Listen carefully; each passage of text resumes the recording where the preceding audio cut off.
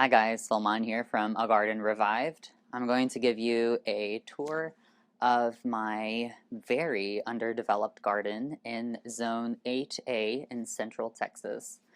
So right now it is January the 4th and everything's looking pretty messy.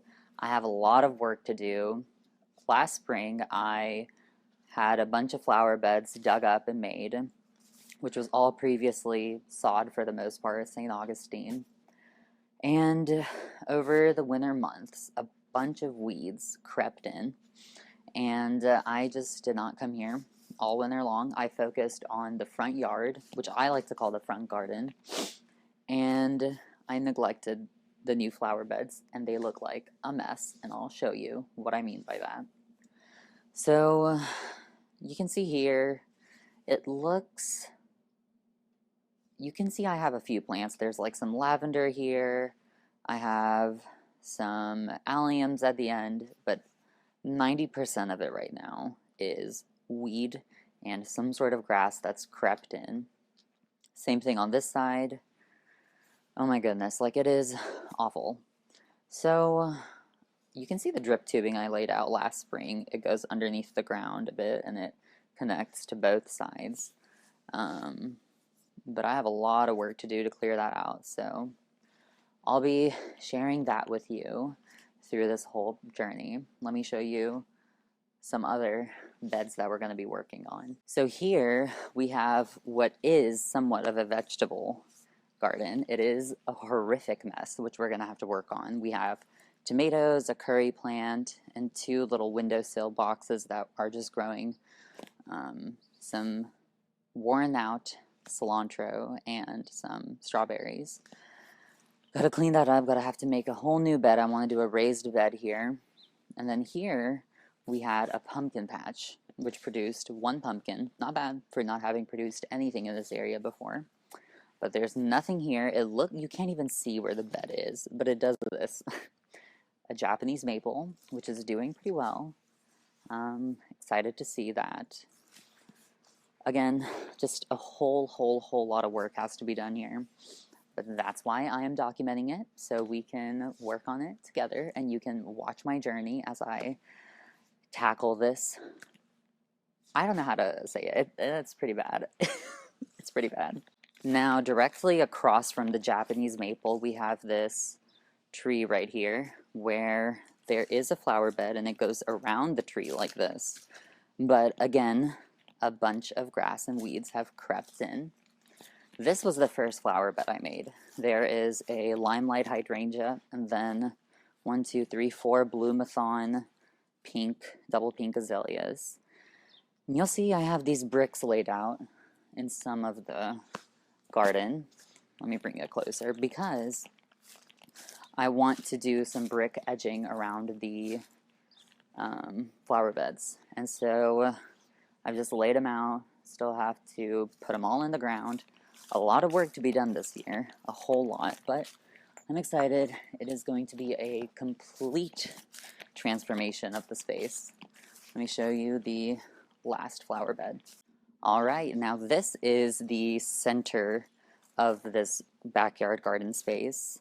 I have the bricks laid out here. It is a rectangle. In the center we have a peach tree, and I planted these Japanese boxwoods on kind of like a bracket on both sides, because I want, when you look out into the backyard from the house, I want to see like a nice little formal structured look, and so I think I'll get that from the boxwood hedge. And you'll see behind that, where our fence is, we have Crape Myrtles. They bloom bright red. This is the first year they haven't been crepe murdered. You can see, oof, where our landscaper used to kind of chop them off right here. And so I was like, I'm tired of seeing the neighbors' houses. We're gonna let them grow. And they suffered horribly from, that's the neighbor's dog. They suffered horribly from aphids this past year. And so, I don't know, I hope they rebound. It's been a lot. So anyways, these are the flower beds. I should actually just show you that further left side of the garden. I'm gonna have to befriend my new neighbor's dog because this is gonna be like a thing, I think. There's nothing going on here. You know, the Crepe Myrtle screen. There's a little cable box down there, which is my beehive. It has been a home to hundreds of honeybees for the past few years, and we had them relocated, but they really like the spot. They keep coming back, and I'm okay with it. Maybe you can see there's like a little ditch that goes all the way around to the end.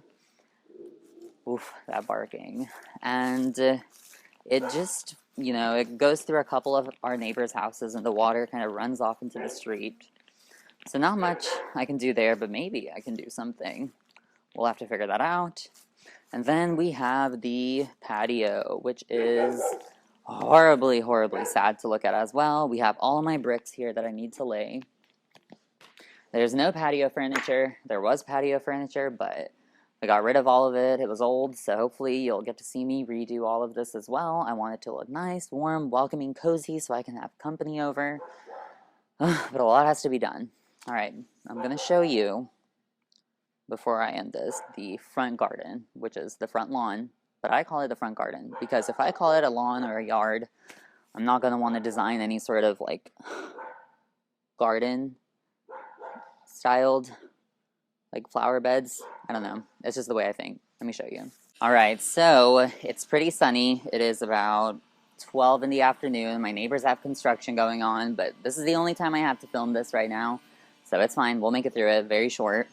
This is the front entrance of the house. I have 2 containers that have my winter, fall interest plants. They're doing well. We have some dusty millers, some ornamental cabbage, ivy, alyssum, pansies that I just deadheaded, and then some boxwoods that will maybe one day become some sort of topiary. I don't know. And then we have, you can already tell, this looks like I take care of it a little bit more than the backyard. But I have these 3 beautiful concrete planters with some dianthus, ornamental kale, boxwoods, and then I have a tobacco plant, dianthus, and then some, I don't even know what that is, but I gotta figure it out. We have this beautiful crepe myrtle that also was not crepe murdered this year. So you can see we did not just chop it off right here. And it's growing straight up, so we're gonna let that happen. Planted 2, my goodness, what are they? Planted 2, what are they? Planted 2, gardenia, that's what they are, gardenias.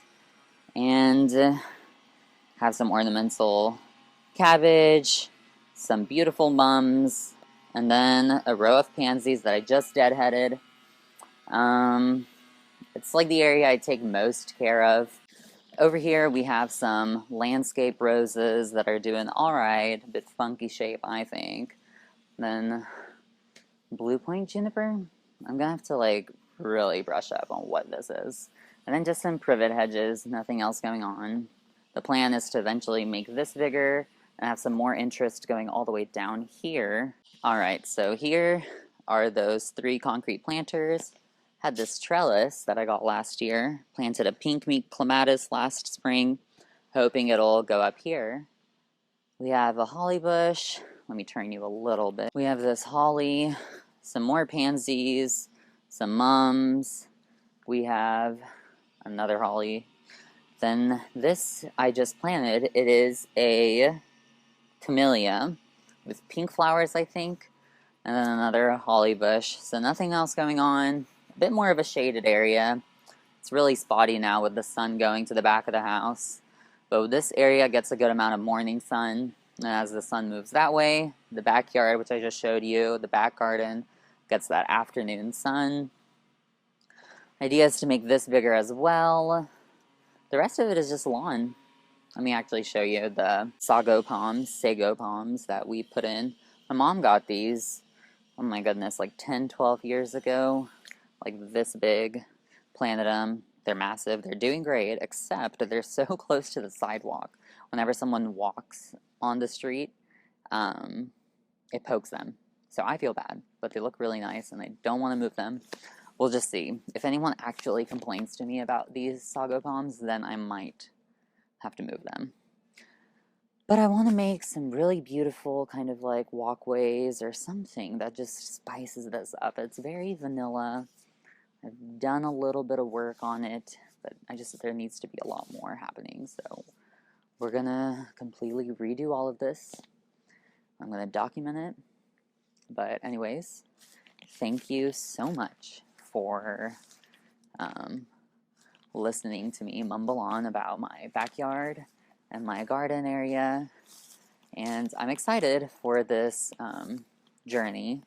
I'm excited for all of you to just kind of come along with me as I document the makeover of my parents' garden, because this is where I'm staying with them, my parents' garden and their front garden. So yeah, I'll be uploading more to this channel. Please subscribe, and I will see you in the next one. Bye.